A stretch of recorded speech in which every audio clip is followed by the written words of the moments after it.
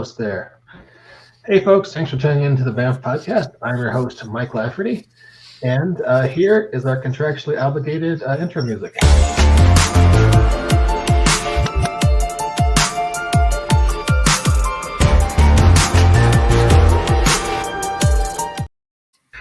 I love to see you guys dancing. That's beautiful. And that opening music is supposed to convince you this is a high-quality podcast. One of the finest, ethically sourced, domestically grown, no AI enhancements, geeky conversation for your podcast listening pleasure. With us today, we have an august panel to discuss Kaiju movies and how they can help us have more fun at the gaming table. First, we have Mr. James Kerr from Radio Games. How you doing, sir? I'm good. This podcast is gluten-free, right? I don't have to. Gluten-free. Okay, yeah. All right. Farm to yes, table. Hello. I'm James Kerr from Radio James Games, and I'm chuffed, like you wouldn't believe, to be here. I'm very happy to be in a room with, even virtually, with a bunch of people who want to discuss this. Well, we're glad to have you. The podcast is also completely vegan, for what it's worth. Next up, speaking of vegans, we have Stan. Stan, how you doing, sir? Vegan. Don't say that around me. I'm a full-blooded Metasaurus. I had that feeling. I've seen him at Barbecue Wednesday. He is in fact Carnosaur. And I'm damn proud to be here.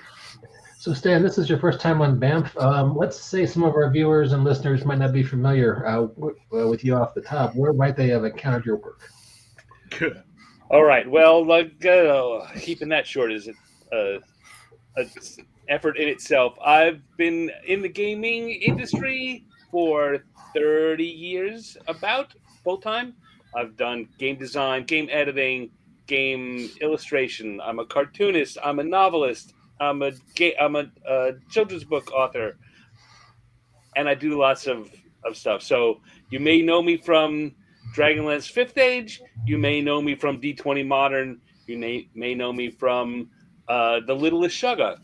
You may know me from the Bolt and Quiver comic strip. I don't know. I just hope you know me from somewhere. Or you may know me from my current podcast or live stream shows, 50 Years in the Dungeon or Random Encounters.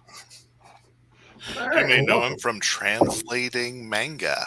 Oh, yes. You may know me as a rewriter of manga, which I've been doing for Viz Media for the last 20 years. Well, hey, welcome, sir. It's very nice to have you.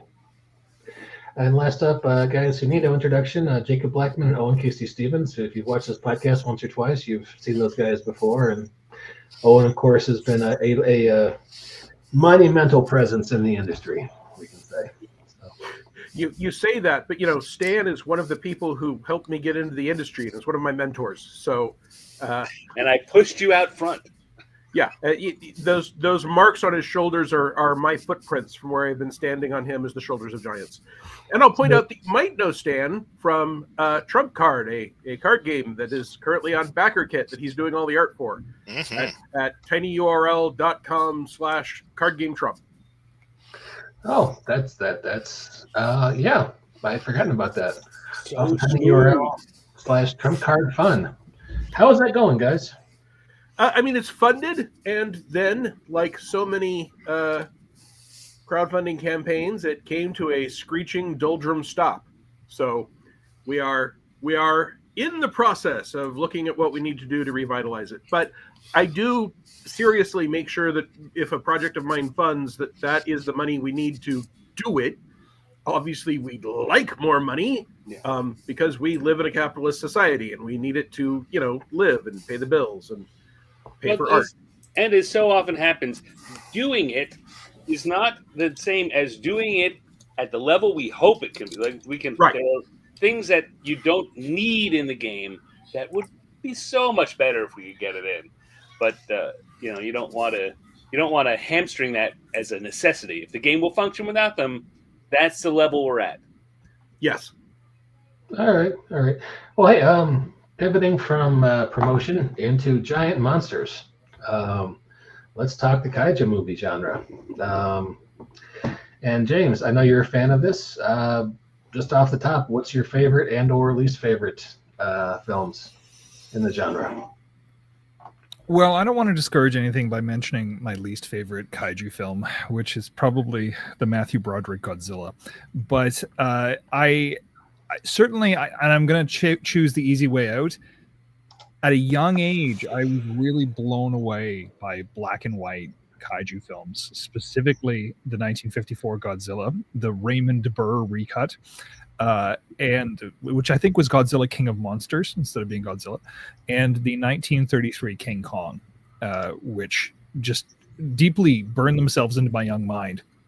And I'm going to take a rip from my new game's preface a little bit by saying I had an epiphany while watching King Kong that here are these adults who act like they're so smart and stuffy, and all their TV shows involve people talking, and it's so boring. And yet, late night, there's monsters on the TV, and it's so cool. And I'm 5, and I am the monster stomping on those buildings. And I feel like Godzilla going, "Rawr!" And I've been blessed with very noisy, lovable children that made me want to tear my hair out. And I've introduced my 5-year-old to monster movies, and he's taken to them like a fish in water, and he loves Godzilla. He loves King Kong. He doesn't care a whit that they're in black and white. He thinks they're super cool, and he'll watch them again and again and again. So I've used the opportunity to go through all of the old Godzilla films, and kind of the worse it is, the more he likes it. Like, he really likes Son of Godzilla, which is generally one of the worst ones. But he thought he like, for whatever reason, the target audience of it, bam, my 5-year-old thought it was awesome. So my tabletop role-playing game project, Kaiju Control, that just came out 2 weeks ago, really did bounce out of my son's adoration for these kaiju films as I'm exploring all of them with him. So it started with Godzilla and King Kong, and I don't know which one was first, but it has only grown from there, and I adore it. I adore all of them. They don't have to be good; they have to be fun, and they are. And so I made a role-playing game based on it. Well, since we're talking about it, and so we don't forget to talk about it later, tell us about Kaiju Control. Well, Kaiju Control is a game where you play controllers with a K, like Mortal Kombat, who have found a giant kaiju standing inert somewhere around the earth, and you've touched it, and it's now yours, and it responds to you.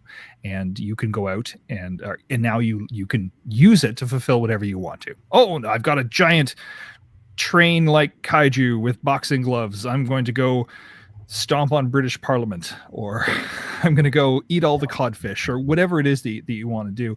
It's a little bit more of a story game because it's avoiding a bunch of kaiju go into a dungeon to beat up other monsters. Instead, you rotate the active player around the table, and then when kaiju do come together, it's this big climactic city smashing event. Basically, it's a huge engine for stomping on buildings and tracking said buildings that you're stomping on. It feels kind of like there was a Super Nintendo game called King of Monsters and King of Monsters 2. It's a lot like that, but in role-playing form, as you work through your trauma on a giant monster, stomping on buildings and beating up other people's giant monsters. That sounds like a lot of fun. I'll check that out. Just out of curiosity, what was playtesting like for that? Did you play with your kid, or? Well, I didn't play with my kid because he's 5, and he would just say roar and stomp on everything around him and then run away. But I did playtest with a lot of adult humans at conventions who still said roar and stomped on things, but they didn't run away from the table. So that was how that went. People, I don't know. It's a goofy game. Like, it's a B-movie Sunday matinee of a game. It's not meant to be taken too seriously. If you have problems with scale, this isn't the game. If you're wondering, like, wait a second, if Jet Jaguar's circuitry expands, doesn't that mean no? This is the wrong game.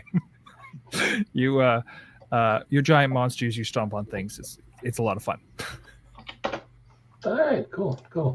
I'm going to zip around. Owen, I sense you have a well of thoughts on this genre. Yeah, I do. I got into kaiju in a really weird way. I got into kaiju through superhero comics and toys. That was really my first touch of it. I was a huge fan of the Shogun Warrior toys, and got a Godzilla toy. And at roughly the same time, by which I mean within a decade, because I haven't gone back and checked all the dates, Godzilla was stomping around in the Marvel comic book series, and frequently facing off with the Shield helicarrier.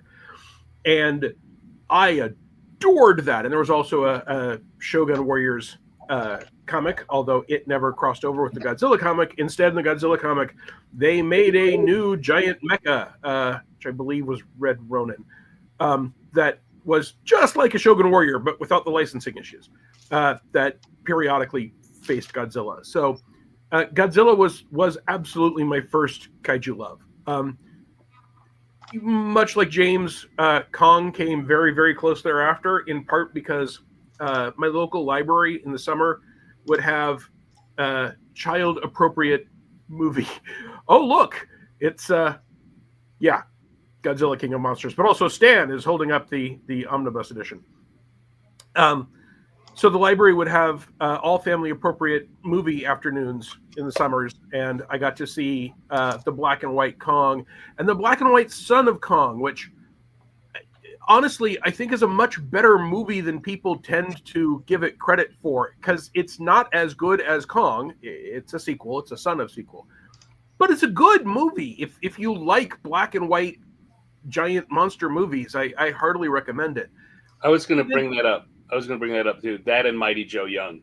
Yeah, the original Mighty Joe Young. The remake of Mighty Joe Young isn't terrible, and it's got Charlize Theron in it, so you know. And it significantly predates the other new interest in kaiju in the modern color era. So Kong and Godzilla, and obviously, therefore, when I saw the original Godzilla versus Kong, the Japanese kaiju movie, I kind of went nuts. But that's also when I realized that kaiju movies don't worry too much about continuity. Like, suddenly King Kong grows stronger with electricity. I mean, you have to do something if you want the monkey to be able to beat the dragon. That has been an issue every time that they get thrown together. I actually like the idea of Kong as a primal force that is empowered by lightning and storms, but it sure isn't in any of the original Kong material. And I discovered that one of the things I love about the entire kaiju genre are the ideas, regardless of how ridiculous. And somehow, for me, if it's a giant freaking monster, yeah, Justice League, Godzilla, Kong, right? That's exactly up my alley.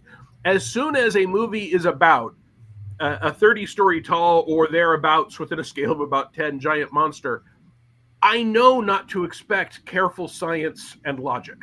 And therefore, any of the ideas I think are cool, I can just love and absorb. And anything that's stupid, I just shrug and go, it's a giant monster stomping on things. Some of this is going to be stupid.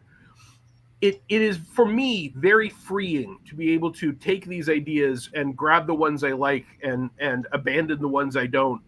And I sort of have in my head this primal, perfect kaiju movie that has all the elements I like, which I'm not sure all of which have ever been in one movie. But, you know, I'm a fan of the Psychic Institute and the bonds with little children and some sort of alien force being involved and robots that decide they're going to get bigger for no particular reason. Jet Jaguar is probably my third favorite kaiju.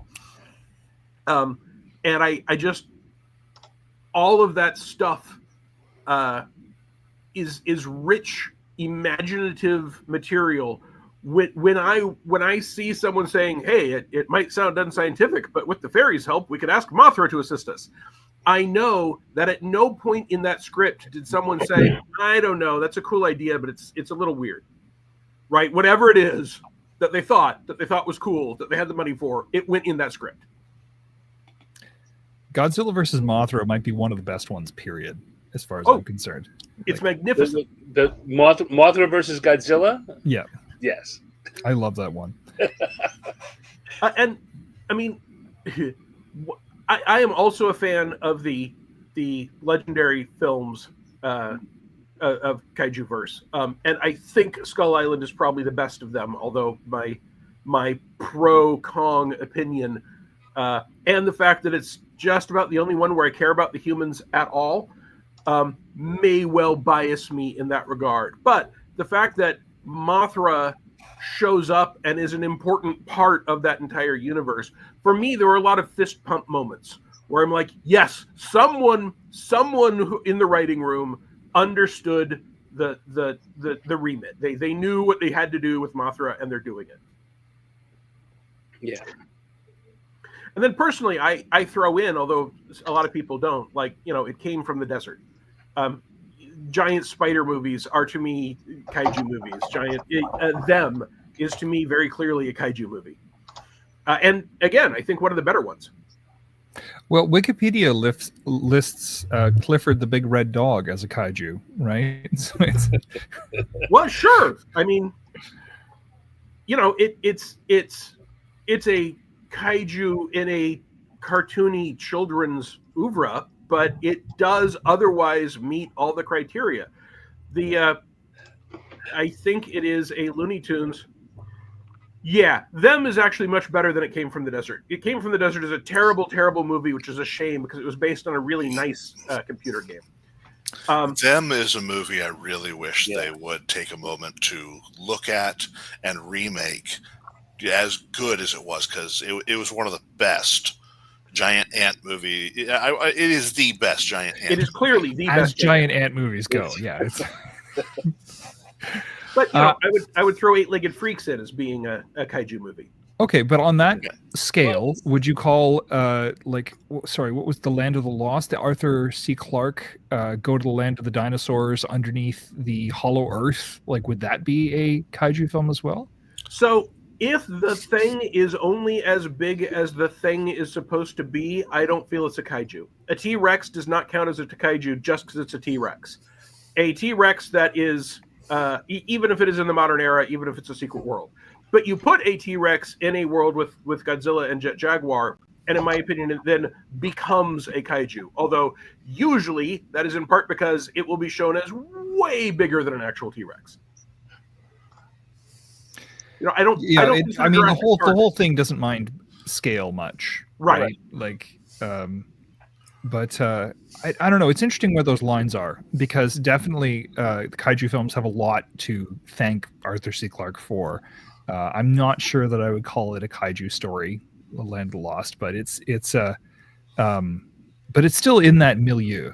It's still breathing the same World air. is what you're thinking of. Sorry, yes, Forgotten World. I'm sorry, I was getting confused with the '70s sitcom. I didn't. Now I got a lot of good things to say about Land of the Lost, but that's a different conversation.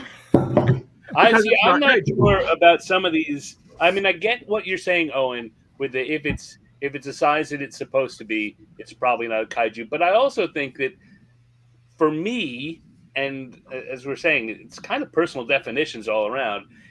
Them is not a kaiju movie, although it borders on it.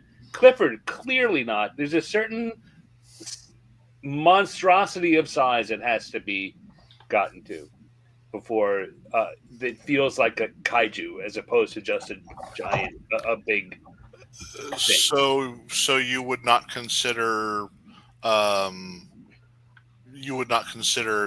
Creature from 20,000 Fathoms to be a kaiju film? Well, Creature from 20,000 Fathoms is much bigger than it was supposed to be. Yeah. So, and it was big enough to threaten a city. Now, what about like the attack of the 50-foot woman? She's certainly got the scale on her side. Yeah. In fairness, that Clifford right there is not a kaiju. But if you look at the scale of Clifford, one of my names, the C in KC Stephens is Clifford. So I looked at a lot of the Clifford Big Red Dog books as a child. And in those books, Clifford is bigger. He is way bigger than that. Clifford, in fact, if he is not careful, is at least a threat to a town or a building. unlike that in that movie. So for the Clifford movie, they have scaled Clifford down so he's no longer a kaiju. Would you not count Emir from 20 Million Miles That's to Earth? exactly what I was going to say. Yeah, like 20 Million Miles to Earth is exactly what I was going to say.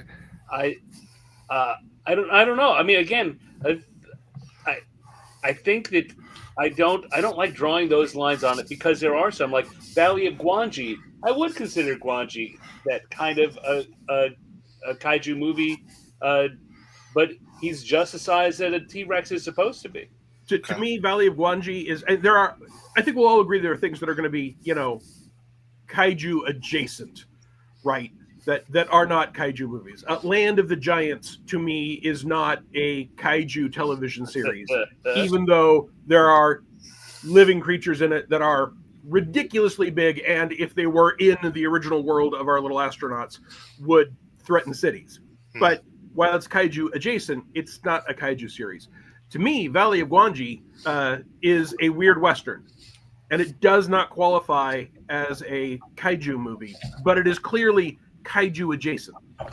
Yeah, and I think for me, it really, there's a huge gray area, and we're all going to define it differently. If the ants in them weren't something that you had to draw out the entire army for, who were capable of taking apart ships at sea, I might agree. Okay, those aren't necessarily kaiju, but they are elephant-sized big and getting bigger. And to me, for ants especially, and especially since there are a lot of them, it's the swarm as a whole qualifies as a kaiju. And interestingly, for Evil Genius Games' King Kong Skull Island cinematic adventure that was licensed from Legendary, I have a special thanks in there because I wrote the outline for that. I was originally going to write the whole adventure, but ended up not being able to. And if you pick that up and even look at some of the promo art, there's a giant flying ant fighting Kong on some of the art that has been previewed around from that. There's a reason for that. I feel like you're shifting the conversation through the power of publishing. Well, they're the Queen. Interestingly, Legendary has this officially right in their series Bibles. They've got this middle ground where you've got what they call Titans, which are clearly the kaiju, and that's Kong and Godzilla and Rodan, but they also refer to megafauna and florafauna, which are creatures much larger than regular creatures and frequently showing a blend of plant and animal elements, but they aren't kaiju. The musk ox in Skull Island, and the mother longlegs, which is the giant bamboo-legged spider, and the giant octopus, all qualify as megafauna and florafauna, as giant critters in that universe, but they do not breach what they consider the line to count as Titans. And that goes all the way back. Like that goes all the way back to King Kong. There were giant creatures in 1933's King Kong, the famously cut giant spider scene. Yep. That Peter Jackson basically funded an entire movie to make. Well, and I like Jackson's Kong as well. And one of the reasons I like Jackson, and one of the reasons I like it is it's a period piece, right? I think kaiju frequently work better in earlier time periods. But also, for me, Peter Jackson's Kong movie is a movie by a Kong fan for other Kong fans, not designed to stand alone. That movie, to me, is designed for someone who has watched the original Kong and watched the 80s Kong to watch this movie and get some surprises and moments of wonder. It's not, from my point of view, I don't think Jackson really was trying to make a movie to stand entirely on its own. It is part of a conversation about Kong and what it's like. So there are things that other people consider overblown and unnecessary in that movie. Things where, like in the original, there might have been one T-Rex.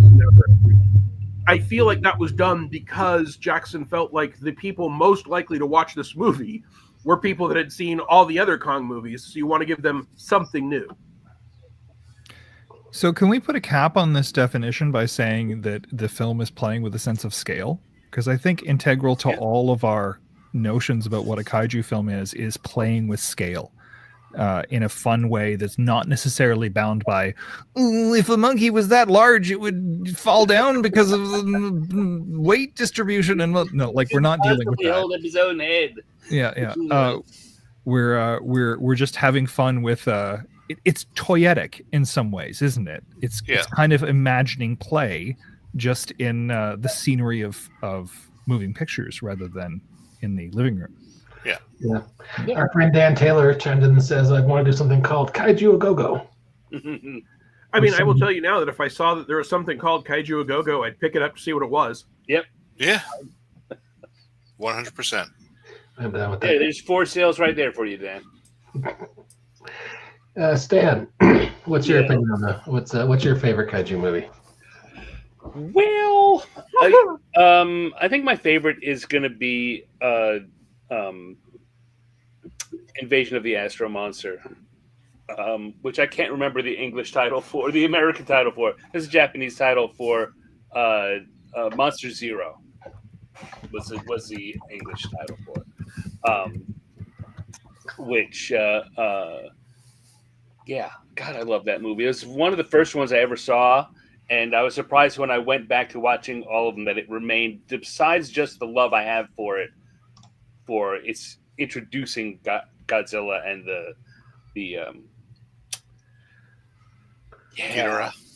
Ghidorah and Rodan and just the whole thing. It's got, the thing I like about it is it's got the humans matter. You've got a space alien race that matters. It's very much the kaiju movies come out of Japanese sci-fi of the 50s and early 60s. They were grouped in there and they busted out to be their own genre. And Invasion of the Astro Monster is, I think, the best sci-fi movie in the Godzilla early kaiju bunch. And I love it. My least favorite is Godzilla's Revenge, which is the one that is not really a monster movie. The monsters are allegorical, or even in that movie. It's about a little kid who's in the early 70s, who's a latchkey generation kid who's having to deal with it. He uses the monsters, the idea of the monsters, to help him get strength for what he needs to do. And he has all the monster scenes actually take place in his head. So I'm a huge fan of that movie as well. It's one of the things that made me love kaiju movies, but it also, I have long since concluded that Godzilla was one of the very first cinematic universes. Right, because we had Godzilla, who in the first movie is entirely by himself, and then in the second movie, we introduce another kaiju, but it's introduced for that movie. But then they start to bring in kaiju who were originally entirely unrelated to Godzilla. Right, Rodan had his own movie, Kong had his own movie, and they blend them in. Go ahead. Godzilla Raids Again is underrated. I just have to say that. I know that people aren't fond of it, but I thought it was great. But it was only the third movie that was Godzilla versus Kong, right? They brought him in immediately. The second movie. Oh, was it technically the second? Sorry. Godzilla Raids Again is the other one that's in black and white. Yes. Yeah. Right, but there were 3 total movies, Godzilla Raids Again, before. Oh, before, yes. You're right. Yes, in that case. No, I'm supporting your argument absolutely, Owen. It was a combined cinematic universe. I think didn't even Mothra start in its own film? Mm-hmm. Yeah. Okay. And Mothra is sort of iconically thought of as a Godzilla character now. But, yes, very much. But Mothra also, I mean, Rodan started in his own movie too. Who did? Rodan. Yes. Mothra got a series of, I think, 3 color remakes sometime in the 90s or early aughts. I can't tell you the exact date. But the point is, Mothra is a popular enough character to get her own spin-offs. And it's when people talk about something like, oh, we should have Pacific Rim meet up with Godzilla. I'm like, they're Legendary has all those properties. It's not impossible. There's certainly a tradition of that sort of stuff within the IP. Well, there's nothing wrong with it thematically. It's smashing toys together, right? Yeah, absolutely. Sounds great. Let's do that. I would want to speak in advocacy for. I was blown away. Like we talk about I think I know it as Invasion of the Astro Beast is how I first saw it. I love that movie. Was a surprisingly good movie. Yeah. Like you're going through Godzilla movies and you're like, yeah, fun, fun, and then that movie comes out of almost nowhere, and is surprisingly good. The other one that really blew me out of the water was the recent Godzilla -1. Yeah. Oh God, yeah. I took my breath away. I was like, well, that's probably the best cinema that I'll ever see in a Godzilla context. And it did not in any way skimp on monster content. It wasn't just a gripping human drama. It was also incredibly terrifying. With a giant monster. When I was out in Seattle working for Paizo, I would fairly often go over to Stan's place to watch some kaiju film. And fairly often my wife would come with me. And my wife has no objection to kaiju movies. Like she'll watch all of them once, but she has no great love of them. It says something about how good Godzilla -1 is that when we were able to rent it at home, it was midnight and our housemate and I were really excited to watch it. And she was just finishing dinner and she was tired. She's like, I'll go to bed. I'm not going to stay up for this. And she did. She stayed up for the entire movie because it's a good movie, entirely removed from its kaiju value. One of the things I loved is that the most recent Legendary Godzilla vs. Kong movie, which is not good cinema, it is smashing toys together. And I loved that Godzilla can, in the same couple of years, have big budget blockbuster smashing toys together where there is obviously no effort to make any of this make sense, right? They have the hollow earth and then they discover that there is below the hollow earth another hidden land, which no one actually calls the hollow earth, but that is obviously what it is. And I love that movie because it does high budget, well conceptualized smashing of some of my favorite toys together. But that Godzilla can support that and Godzilla -1, which, I'm not sure people who are not either cinemaphiles or kaiju-ophiles really understand how serious a movie the original Godzilla is. Yeah. Because it is, yes, the giant monster is silly, but it is speaking to an allegory for some very serious things that we as Westerners really have never had to deal with. And the fact that they were able to do that again with the character, but tackle very different traumas and do it in a very emotive way just blew me away. I agree. I agree with James. Yeah. I could have just said I agree with James. It would have been much shorter. No. I like the detailed agreeing with James. But I think that it's wonderful that Godzilla can exist within the same period of filmmaking, like within a few years of each other, and they don't feel like, oh, we can't do Godzilla -1 because that might conflict with our current continuity in the larger universe. No. We're just going to do a Godzilla movie. Everyone loves it. Yeah. And it keeps going. Like, so we can kind of have our cake and eat it too with Godzilla in a way that I don't feel like we can with other properties. Nobody's going to get upset about with DC, because the most recent Batman movie then had a Penguin spin-off series with no Batman whatsoever, while DC is doing other wild smashing toys together things. Yes, but DC fans fight about it constantly. Nobody is going to stand up and be like, I don't know about Godzilla -1 because it's outside of the continuity of the central monsterverse that was established in 2000. It's. But I think that's more about what I said earlier, that everyone knows that you're not supposed to take kaiju movies. You're not supposed to try and balance them as realistic. So that its fan base is just less likely. What are you going to say? Godzilla isn't the wrong size in this one? I mean, he's been 8 million different sizes. Within the same film, yeah. Say that, but the fact of the matter is that Legendary, in their pictures, is creating that kind of continuity. Yeah, they absolutely are. And they've had to explain away Kong getting bigger and bigger and bigger, which I was, again, having gotten to work with some of their setting Bible material, I was fascinated that they've got really good idea of what size he is at what moment and why. I was very impressed by the backstory work.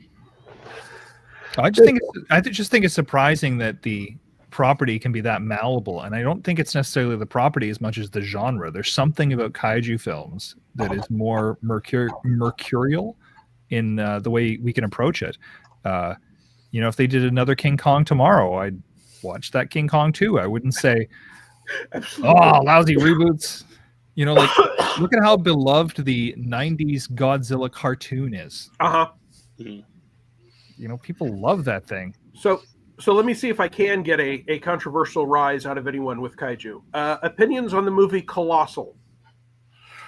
I have never seen it, but I have heard of the subject matter, and it is not a film I think I would enjoy. I'm not sure you're right, Jacob, because I've seen it and I loved it. I wanted to see it, and I still haven't. All right.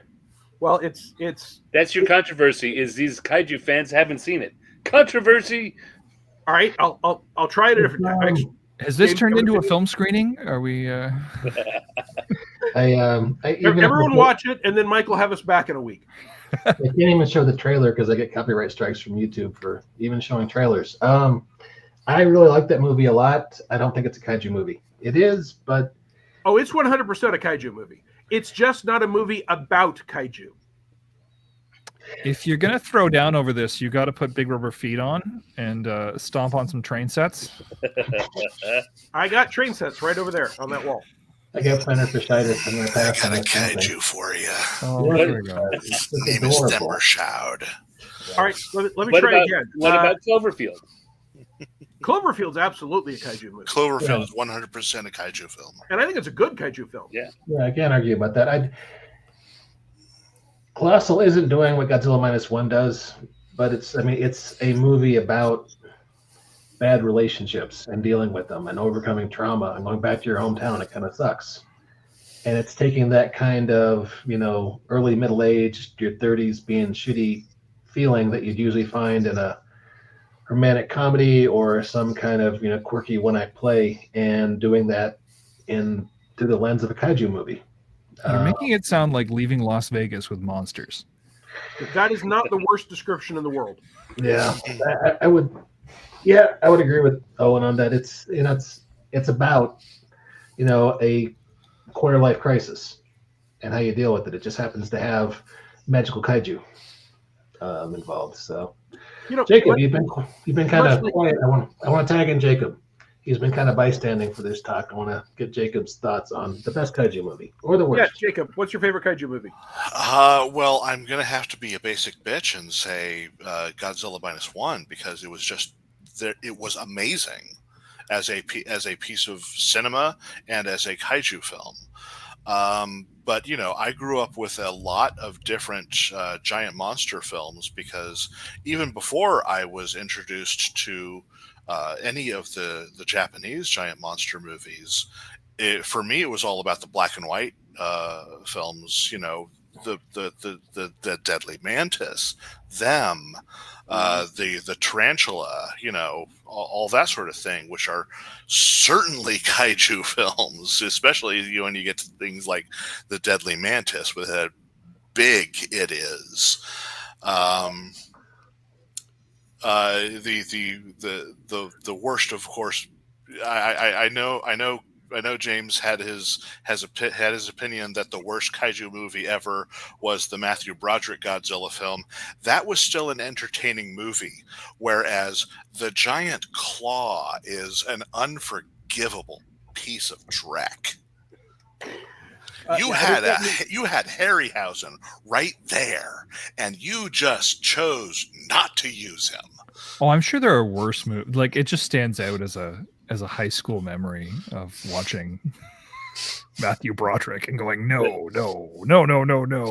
Yeah, I mean, honestly, I would say that's the worst Godzilla movie I think that Jacob makes a really good point. It's nowhere near the worst kaiju movie. Wait. It's the worst Godzilla movie. Stan, do you think it's the worst Godzilla movie, or The is worst your least Godzilla favorite movie is Godzilla movie? versus The worst Hedorah. Godzilla movie for a Godzilla fan. For the worst Godzilla movie, it's Godzilla versus Hedorah. Oh God, let me smack you in the face with the environmental baseball bat. I like that movie. And I think Abira. Oh, now we got to throw down. I Let's had go. to shut it off.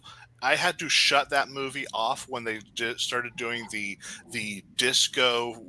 We're dancing with fish heads. I couldn't watch any more of that movie. It was dreck. Not only you couldn't watch it, and Stan knows the dance. So we have finally found something where we clearly have some disagreement. So speaking of Godzilla movies, what do you all think of Shin Godzilla? I have never gotten to see it yet. Jacob, go watch Shin Godzilla. What do you think? I desperately want to see it. I can't find it on any streaming services or anything. Well, I'm sure we talked about Mothra a little earlier, but I bet we'll get back to it now. Get back to Mothra? Dominique said in the chat, make sure you mention Mothra. Oh, Dominique, how you doing, dude? It's good to see you. Yeah, Mothra. I love Mothra. I even love the cheesy 90s Mothra films. Yeah. Yeah. Where the little fairies were basically, magical girls. They were Cosmos. Cosmos. So, Okay. James, Shin Godzilla, give me your hot take. I'm sorry, I have to be with Jacob over here. I could never find a copy. Shin Godzilla was, as a kaiju movie, it's okay. I don't think it's that terrible, but it's such a great movie about just ripping bureaucracy. Yes. Like, it's a movie about bureaucracy. I mean, here's the thing, Owen. You can say I'm a Godzilla fan, but I fall short because I've only seen about 25 of them, and not. Now 25 is fine. You're it's the people that have only seen 6 that I'll look down on. 25 is a good, reasonable number. Yeah, it's not a factual number, but the point is that you watch dozens of these things. Sometimes I can't even tell them all apart. Like I don't remember what the difference is between Destroy All Monsters and All Monsters Attack, I think, or something like that. But one of them I liked and one of them I didn't. Destroy All Monsters is the one where aliens take over and the monsters really attack everywhere around the world. And All Monsters Attack is the one that's happening in the kid's head. Okay. One of them I did not like, and one of them I did. That's a lot of singing in those old Godzilla movies. A lot of people singing to encourage giant monsters. Goodness, I love it so much. I mean, here's the thing. Let's talk about camp. Do people like these things because they're campy? I will defend camp, and I will say that I don't think camp is about watching something ironically. Camp is about enjoying something that's not on the same level as people often enjoy things. Camp is the enjoyment of having fun. Be like, oh yeah, that's a giant beetle man who's doing karate stances. That's that's so much fun. Godzilla's scooting around on his tail. Speaking of camp, Dominic Summer Chop Sense, it's a Trail of Monsters is a classic, and I have to agree. We should have had you on for the show, Dom. I didn't know you're such a kaiju fan. But speaking of camp, my introduction to the genre was Ultraman. Ultraman's one of the titles that I've done. I did 25 manga rewrites for the current Ultraman. Sadly, I'm off the line now because they're moving to a faster, bringing it to print. Well, bringing it to digital print faster, and they can't use freelancers anymore. But I did first 22 volumes, and I love that book. Oh my God, that book! If you're a fan of this kind of stuff and you haven't seen the new Ultraman that Viz has been doing for the last 7 or 8 years, you should go find it in libraries and stuff like that, or buy them. Viz would be happy if you buy them. That would, maybe they'll bring me back. But it's a great series. It's a really great series. We'll buy them and write a bunch of letters and be like, "Oh, it was so great when Stan was on it, but I don't know anymore." Hey, Stan, while you're talking, Gingerbread Kaiju. Gingerbread Kaiju. Let's talk about it. And folks, if you want to check this out, tinyurl.com/gingerbread-kaiju, and James Game, you can find tinyurl.com/kaiju control. But Gingerbread Kaiju, published by Road Genius Games. Tell us about this. So Gingerbread Kaiju is a board game where you all your pieces are edible, and in playing it, as you destroy things, you get to eat them. That's a short pitch. It's also came into existence because Jacob and one of Jacob's friends came up with the phrase Gingerbread Kaiju and didn't know what to do with it, and a game popped into my head, so we made it. So it was, in fact, the very first product of Rogue Genius Games. Yeah. Very nice. And buy it now, read the rules. You'll be ready in time for 2025 holidays. So it's a pretty. Most Thanksgivings, someone drops me a line and said, "We just played Gingerbread Kaiju." The more and more I'm told we just played Gingerbread Kaiju with the grandchildren, which makes me feel old. But it is a pretty popular holiday game. Although I also occasionally have people say you couldn't put a piece of broccoli in the game. Yeah, no, it's candy from knee to nose, and it is. I think a thing about the game is, and I think the reason that it's been successful is you could play it without the eating stuff. And the fact of the matter is having looked at it, when we've talked about doing a second version of it or an update of it, not making everything require you to eat quite so much, because it wasn't until after it was published and I played it a couple of times that I realized, wow, that's a lot. And that's me. I want to circle back real quick. James mentioned defensive camp. I'm with him on that one. I don't have a problem with camp. I think camp is as a style fun and ties in really, really nicely to what I was talking about, that with Kaiju you can sort of shrug and say, well, none of this is going to be reasonable anyway. One of the things I find fascinating is that, the original Godzilla movie wasn't camp. And then the series sort of moved into camp and has danced in and out of camp kind of ever since. And I think the Legendary movies most of them are camp, but they're trying to pretend they're not. But a few of them genuinely aren't. Again, I would say that Skull Island was not camp. But that Kaiju go really, really well with camp, but it's not necessary. Kind of like superheroes, right? Batman in the 60s was a great camp show, but you can have Batman without it being camp. Yeah. Well, Batman in the 40s, not camp. Batman in the 60s, very camp. And, depending on which Batman property you're watching right now, you can go either way on that. Yep. And Godzilla versus Marvel, which is coming out, here you see poor Steve Rogers throwing that shield right at Godzilla for all the good it's going to do. There's a lot of parallels between those two genres, right? I do not think we would discover a parallel between Godzilla and Batman. But yes, both of those characters have gone in and out of camp surprisingly often. Not at the expense of their serious endeavors. Right. I've had people on this podcast who will argue that the Christopher Nolan Batman films were some of the best films of their decades. They just happen to involve superheroes. Now, it's an arguable point, but they were good movies. And at the same time, you've got, some other Batman movies in the last 10 years or so that I don't think anyone could argue were the best movies of their decade, because they were, just cheesy popcorn fun at best. So it's there's a lot of flexibility in both genres, I guess. And I think what you got to be careful with is that if you're cheesy popcorn fun is great. What you have to look out for is if it's cheesy popcorn and not fun. That's when you get into trouble. Yeah, and I think that there are people who will like the Godzilla movies that are horror, and there's a subsection of them that are, and there are ones that will only like the ones that are adventure. There's a subsection that are clearly that, and there's some that'll only like the ones that are a subsection that are cheesy. And then there's us who love them all. I think, I'm gonna disagree. I think most Godzilla fans are ride or die. Like, I think I think those are people who will say they are Godzilla fans, but I've met a lot of people who only like one type of them.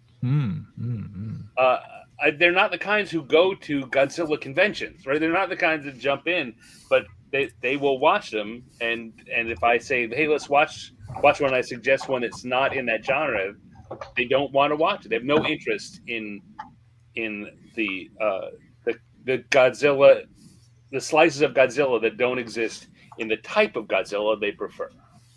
And there's overlaps, right? I mean, the classic original Gojira certainly fits in almost every camp because it's part of it. And there are other movies that will exist in a couple of them.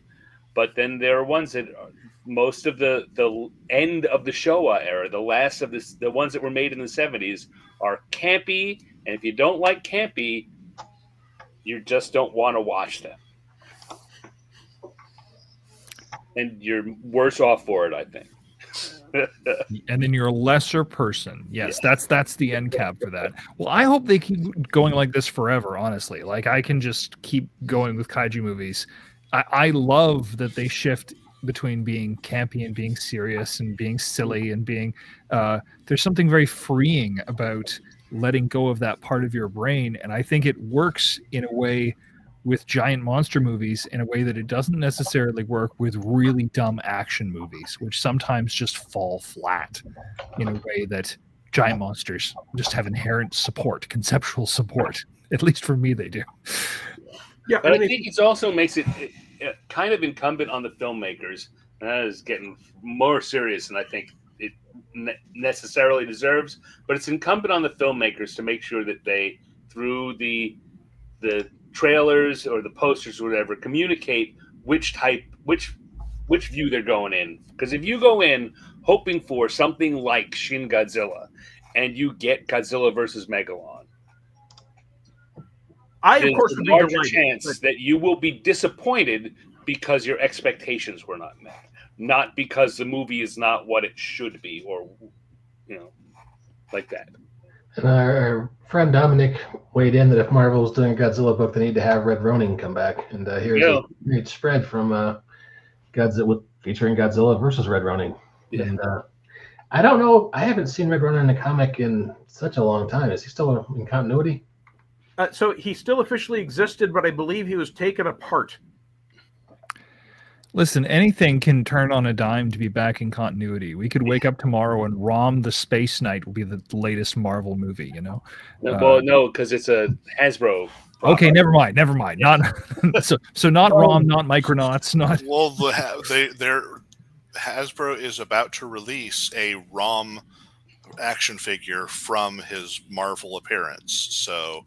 Who knows? That may revitalize everything. Additionally, the third volume of ROM just came out recently. Yeah. This is the third and last volume of the series. That would be the third Romnibus. Romnibus. Oh. Wow. Yeah, I don't know. I'm guessing most people that I'm telling you things but Hasbro for a while, about 5 years ago, was trying to put together a Hasbro universe connected that would have the Micronauts and ROM and G.I. Joe and Transformers all exist in a shared and Visionaries. And Vision. Not to derail this too much, but Micronauts is one of my favorite properties ever, and the Marvel comic in the 80s might be my favorite comic book ever. The third volume of the Micronauts omnibus just came out as well. Well, I mean, okay, just to tie this back in to the Micronauts, we are Kaiju, right? Right. Yep. Absolutely. It's beautiful. It's beautiful. I love it. I love that comic so much. I am also a huge fan of Micronauts in general and the original Marvel Micronaut comics in specific. Huge fan. And ROM as well. I have more than once said that if I was dictator of the universe, Hasbro and Disney would make a deal and we'd get Micronauts. And someone would just come out and do an apology for Quantumania, and then we would get another movie that had Micronauts. I spent the whole movie looking for Micronauts. I know, right? Like, I just want one reference. Give me Homeworld in the background, like up in the skyline or something. Just give me one thing. Didn't happen. I was really hoping that we would get at least a throwaway line when, Janet Van Dyne is talking about, I was a rebel leader and we were fighting against him. All someone had to say was like, she was codenamed Marionette, right? You throw that in. Yeah. That isn't even Hasbro property because they made up that character. My Lord, would that have been a wonderful idea? Like, I was I thought where you were going was he just mentioned some Baron passively. But if you make her Marionette and she becomes like the Disco Space Queen, amazing. I mean, it undoes the ending, but whatever. Like, it's still. Well, Mask is getting re-released next month. That's kind of cool. That's a property that could do something. I mean, if they're going to reboot everything else from the 70s and 80s, why not Mask? Well, I mean, in the last live-action Transformers movie, and spoiler in case you care about end credit scenes from live-action Transformers movies, they introduced G.I. Joe, right? Which was clearly an effort to reboot G.I. Joe as part of a Hasbro-averse. And if you have G.I. Joe and Transformers in the same universe, and you own Mask, and you don't introduce it as what happens when G.I. Joe and Transformers collide, you're doing it wrong. Yep. Okay, this is we're getting farther away from Kaijus here, but I will say that every effort, G.I. Joe and Transformers seem like they should go together intuitively, right? But every effort of trying to mix up those Hasbro brands, like across IDW Comics, has struggled. When they tried to get the Visionaries in the Transformers universe and connect them with the origins of the Transformers, and it's all just been a big mess. I don't think that there's not a good way of doing it. But I do know that it's been a struggle, and I know people want to put all their properties together, but not all properties go together. Yeah, Visionary should be cut out. But to bring back to the question, let's ask, are Transformers Kaiju? Transformers are Kaiju in the same way that Super Sentai are Kaiju, I would think. Yeah, I think if you're gonna call Ultraman Kaiju, Ultraman stuff Kaiju. I think. I love how quiet and uncomfortable everyone got. Well, the thing is, Transformers don't destroy buildings, right? Like, typically, unless they're directed by Michael Bay.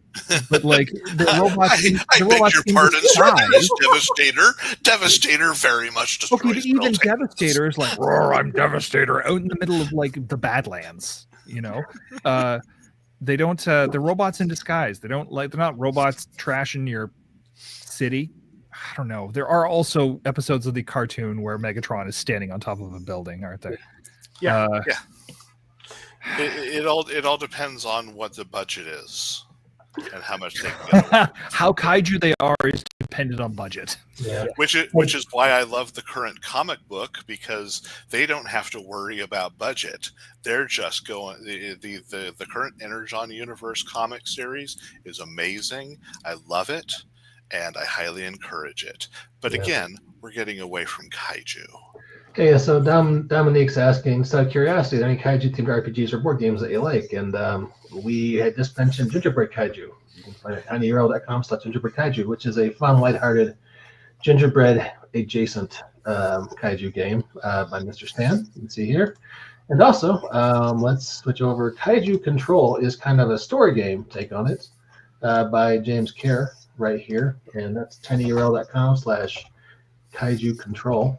And if you're not so hungry, that's the one to play. If you don't, or if you're, mine's for the diabetics, right? And if you want something you can add to your D20 Modern game, I did a Kaiju supplement for D20 Modern in 2003. Yep. It's still available on drive-thru. Oh, I was unaware of that. What's it called? Kaiju. Oh, all right. Well, here's Kaiju Control. Once again, tinyurl.com/kaiju control. And yours was just called Kaiju. So Kaiju. Can we put in Kaiju D20 Modern? That'll probably get it to show up. I mean, we've all got our individual products. I'm sure each of us have worked on Kaiju at some point. I've got my own. The number one thing I'm sorry, Jacob. Stan, you know what the number one thing that comes up if I do a Google search for Kaiju D20 Modern is? No. Supergeniusgames.com. Wow. Well, if I do a search on DriveThru, I get Stan Presents Kaiju. Here we go. That's it. Yep. Good cover. That's a nice cover. I did all the art in there. It was posterized photos with Kaiju drawn in the background. Good call. For that matter, if you're wanting to tie Kaiju into RPG content, you can go to my Patreon, OwenKCStephens.com from Patreon, and do a search for K-Force, because I have 3 huge blog posts that outline a pastiche Kaiju / superhero / G.I. Joe agent style universe, where I did, in fact, just boil down all the stuff that I love from all the different Kaiju movies and pour them all together. I am shocked. For a long time, I was working on a thing. I know I talked to you about this at some point, Owen. I was working on a project I wanted to do called Operation Kaiju, which is going to be a role-playing and story-based thing based on particularly the Showa era Toho stuff. Yeah, and I was very much doing a similar thing with these blog posts, which was a case where I shouldn't have spent that much time on blog posts, but I couldn't get out of my head. So I'm surprised we got this far and not one of us has said Gamera. Gamera is really neat. Gamera is cool. I love Gamera. All right, the good. children love Gamera. Gamera's covered. There's a surprising amount of Transformers versus Godzilla fan art out there. I don't find it at all surprising. Those two are way out of scale to each other. Well, that depends on which Godzilla we have. Yeah. As a diehard Transformers fan, I happen to know that Devastator is way smaller than Godzilla. Again, it depends on which Godzilla we end up with. Well, it depends which Devastator you're citing too. Devastator's way out of scale with himself, right? I mean, we're getting too far into Transformers. I could talk about Transformers all day, but oh, really? Yes, no. Let's discuss. Jacob, you may need to do a Transformers show. We've done so many Transformers shows. We had an actual play of the Transformers game we did for a while. Jacob has released Super Hard Legends: God of Kaiju. He looks familiar to me, folks. Look at him. There's a resemblance to something I can't quite. But this is from Masterminds from our friends at Green Ronin. So check that out. One more question from Dom before we wrap it up. And we're over an hour. Almost there. I gotta crash soon, guys. Another question. This one might be a bit out there. Do any of you guys remember an 80s cartoon called Inhumanoids? Yes. Oh yeah. Love it. Love Inhumanoids. Very much Kaiju. The guy who voiced Starscream, right? Was it's in the same universe as Transformers and everything, connected by their Universal newscaster who was supposed to be Geraldo Rivera. Well, that's the same cinematic universe as Jam and the Holograms and G.I. Joe, right? That is truly outrageous. Jam and the Hologram. Truly outrageous. In regards to other resources that you might want to look up for integrating Kaiju into your role-playing games, Tales of the Valiant by Kobold Press and their Game Master's Guide is this fantastic colossal enemies rules, which is all about just you take either a huge or gargantuan-sized creature of any CR, apply these rules, and you can make it, just whatever gargantuan colossal monster it is. It turns it into a kaiju, just like it has. It adds a crush attack.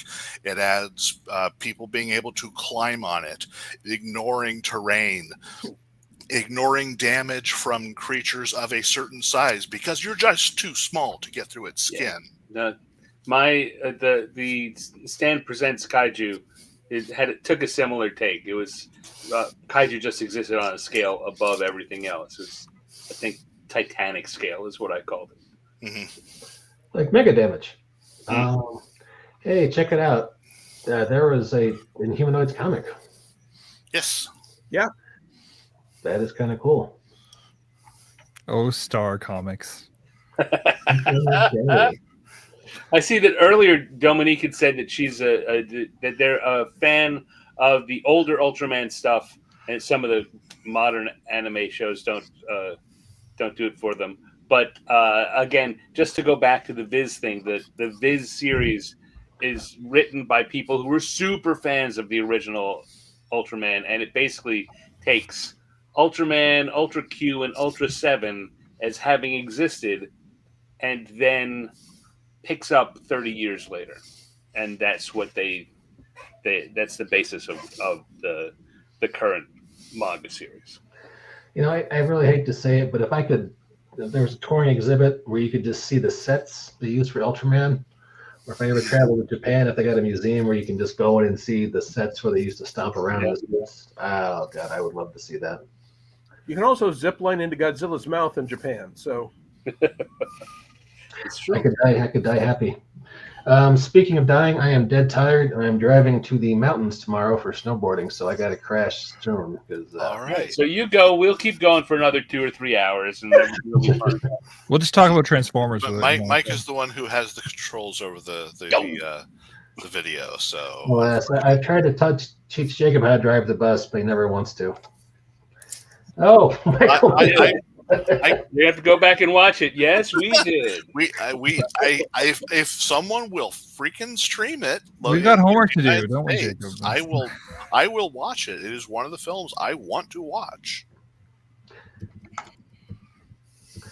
You missed it. Sorry, Mike. But hey, the magic of YouTube is you can go back and watch the whole show pretty much immediately. So, all right, guys, this was a fun podcast. We need to do this kind of thing again. I really enjoyed this chat. So, well, thank you, Mike, for having us on. Thank you for letting me plug my game Kaiju Control, which is available now from DriveThruRPG, itch.io, and through RadioJamesGames.com. Absolutely. That's tinyurl.com/Kaiju Control for anyone listening out there in Radio Land. And you can pick up Stan's game, either Stan Presents Kaiju on DriveThruRPG. That's easy to find with the search, or perennial favorite of tinyurl.com/Gingerbread Kaiju. So, alrighty, guys. Thanks everybody for checking us out. Mike and Dominique, appreciate you guys tuning in and commenting. And we will catch you all next time on the BAMF podcast. bye, Night, everyone.